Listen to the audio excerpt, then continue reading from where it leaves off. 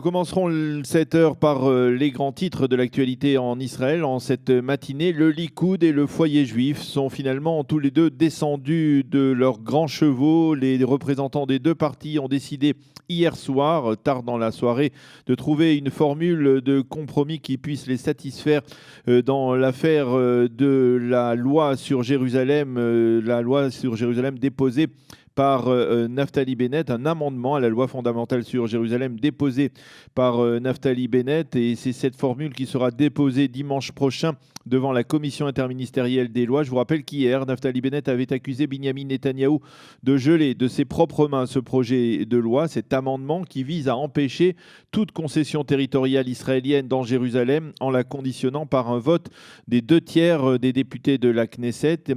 Il faut unifier Jérusalem dans les actes et pas dans les paroles, a déclaré Naftali Bennett en guise de critique en direction du Premier ministre Binyamin Netanyahou. Et au Likoud, on a rapporté que Bennett ne pouvait déposer son projet de loi sur Jérusalem sans se coordonner avec le ministre de Jérusalem, Zev Elkin du Likoud, d'où l'accord de compromis entre Bennett et Elkin qui a été donc conclu hier soir.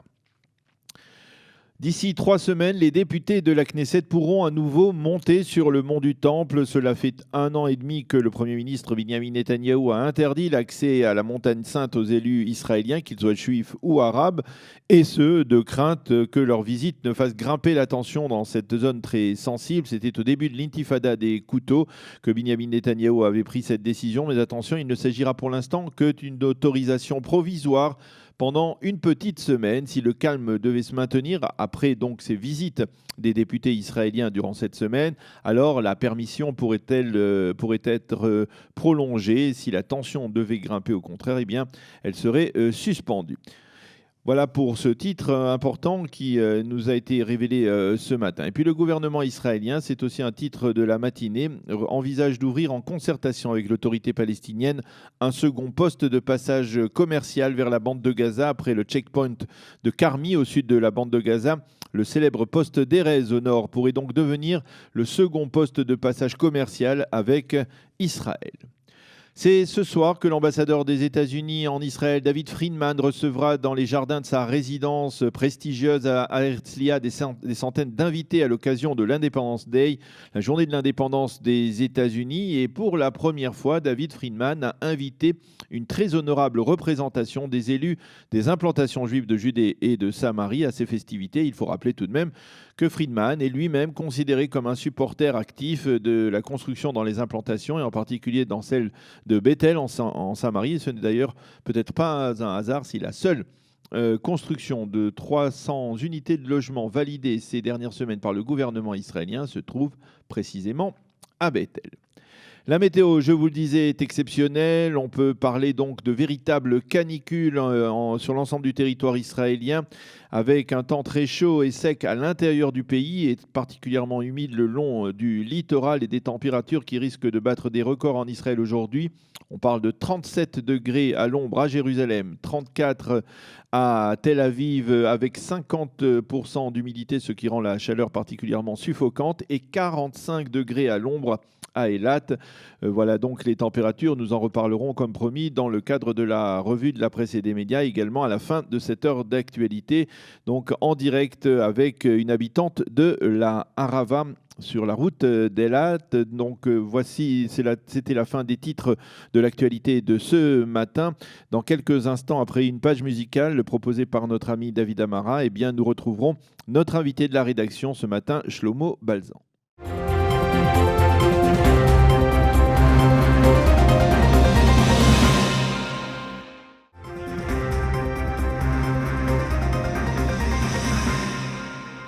Shlomo Balzan, Boker Tov. Boker Tov, bonjour. Bonjour, je rappelle que vous êtes le président de l'association Alumim des enfants cachés durant la Shoah et que vous êtes guide depuis de nombreuses années au mémorial du Yad Vashem. Nous avons souhaité vous parler ce matin. on va dire après la matinée, l'heure d'actualité que nous avons consacrée hier au souvenir et en hommage à Simone Veil qui est disparue vendredi dernier, puis en découvrant que hier il s'agissait aussi du premier anniversaire de la disparition d'Elie Wiesel, deux grandes figures, deux grands rescapés de la Shoah, deux grandes figures qui ont marqué, on va dire, la France d'après-guerre, la communauté juive de France d'après-guerre.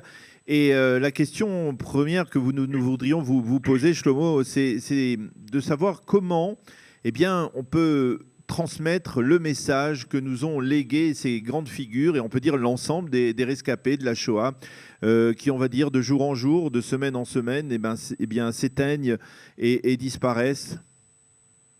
Je pense que non seulement la mémoire ne s'éteint pas, mais elle rebondit et s'éclaire de plus en plus. Pendant de longues années, les gens n'ont pas parlé. Simone Veil elle-même n'a pas parlé pendant des dizaines d'années de ce qui s'était passé pendant la Shoah et de son sort au camp d'Auschwitz, au camp de travail de Bobrek.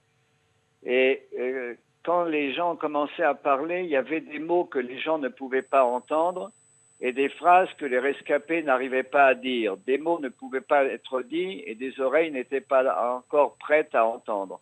Aujourd'hui, c'est le contraire, pour plusieurs raisons. La première raison, c'est de dire merci. Je connais une dame, Madame Gabi Hochman, de l'association Alumim, qui a fait désigner en 2011 des justes parmi les nations. La mère supérieure Marie-Émilienne et une religieuse Marie-Rose Hermantier ont reçu le titre de juste parmi les nations en 2011. Pourquoi tellement de temps après? Parce que Gabi avait 2 ans et demi quand elle a été sauvée. Ses parents ont été déportés, elle a été confiée à des religieuses qui l'ont sauvée. Ça a mis des années à retrouver et à dire merci. Ce besoin de dire merci à des gens extraordinaires a effectivement pris du temps, mais le travail a été fait. La deuxième raison pour laquelle je pense que la mémoire ne va plus rebondir et ne pas s'éteindre, c'est l'ouverture des archives.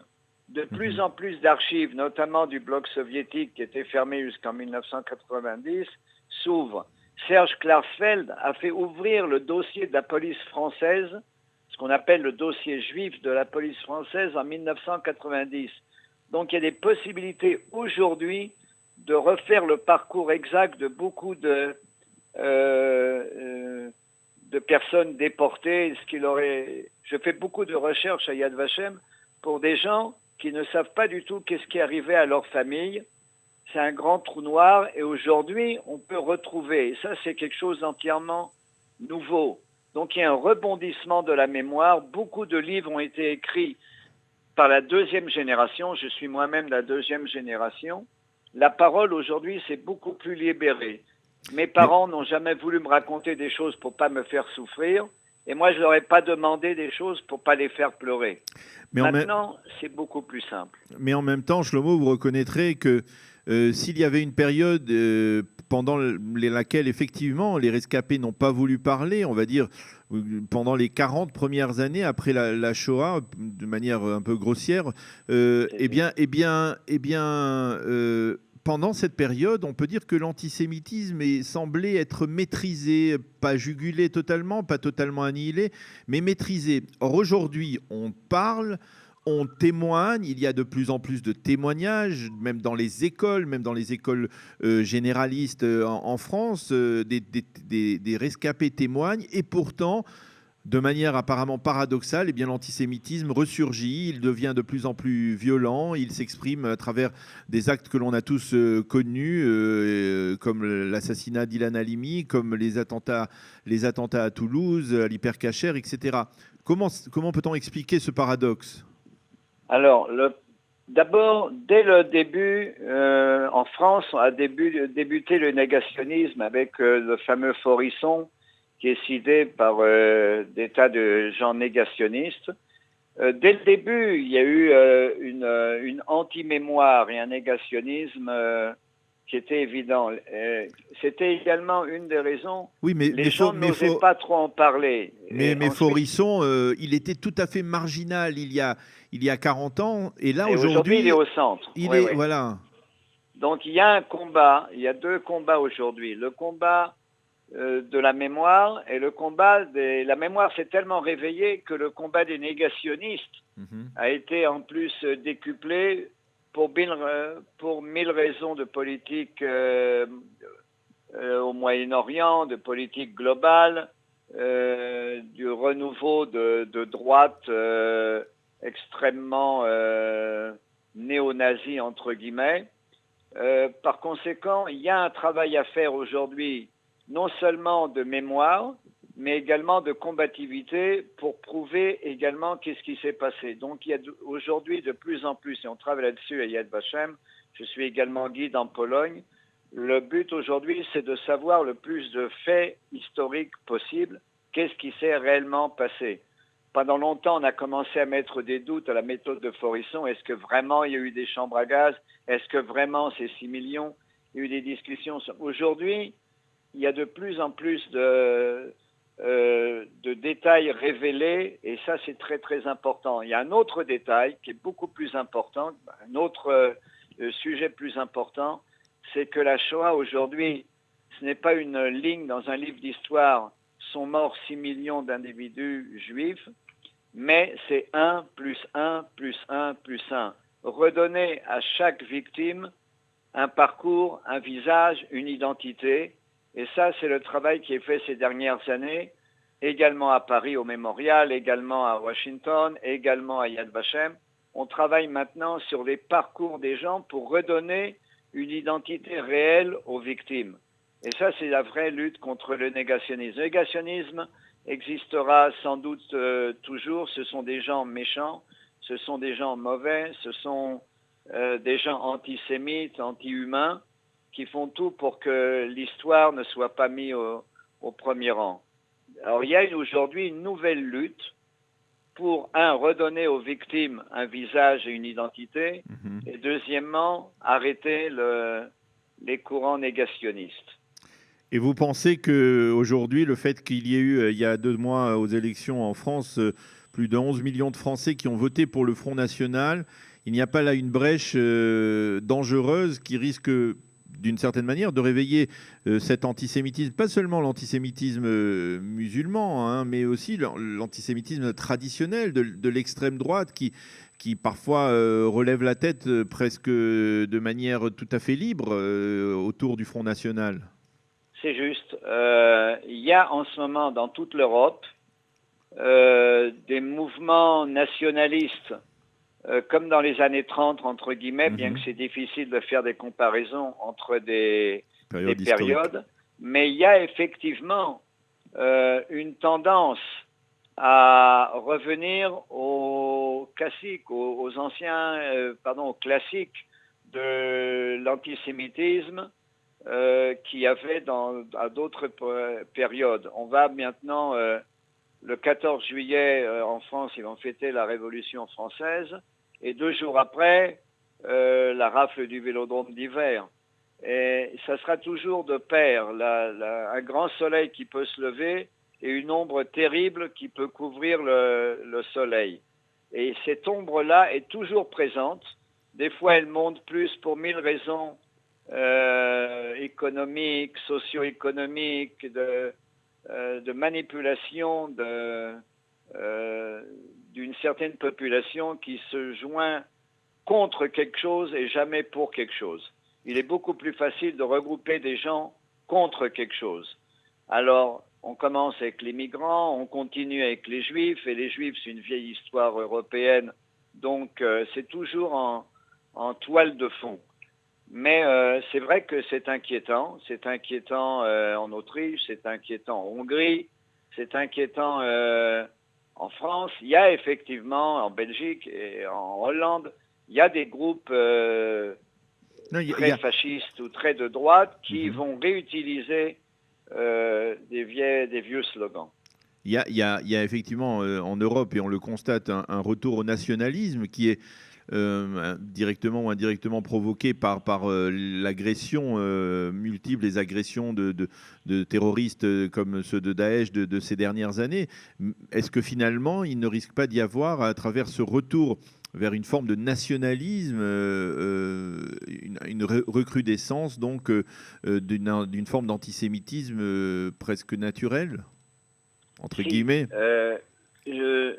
je suis plus optimiste que pessimiste, mais vous avez raison. Il y a effectivement une redondance, un réveil de vieux classiques. Par exemple, ce qui est intéressant, c'est que on a étudié ces dernières années la position du Moufti de Jérusalem pendant la Shoah. Ok, alors nous savons qu'il était à Berlin, il était super pro-nazi. On attendait Rommel dans les rues de Jérusalem, tout le monde criait Rommel va arriver, Rommel va arriver. Dans les quartiers arabes, il va nous débarrasser des Juifs. Il y a un autre leader arabe qui s'appelle Hassan el-Banna, qui dans les années 1928 et 30 est soutenu très, très rapidement par les nazis. Dans les années 30, va créer un mouvement extrêmement important qui s'appelle les Frères musulmans. Vous connaissez bien son petit-fils, c'est Tariq Ramadan. Tout d'un coup, il y a dans l'antisémitisme vieux et l'antisémitisme musulman moderne des choses qui reviennent. Par exemple, l'ami du Moufti, c'est un monsieur qui s'appelait Izzadim el-Qassam. Il a été tué par les Britanniques en 1935. Et Izzadim el-Qassam, c'est les noms des groupes du Hamas à Gaza aujourd'hui.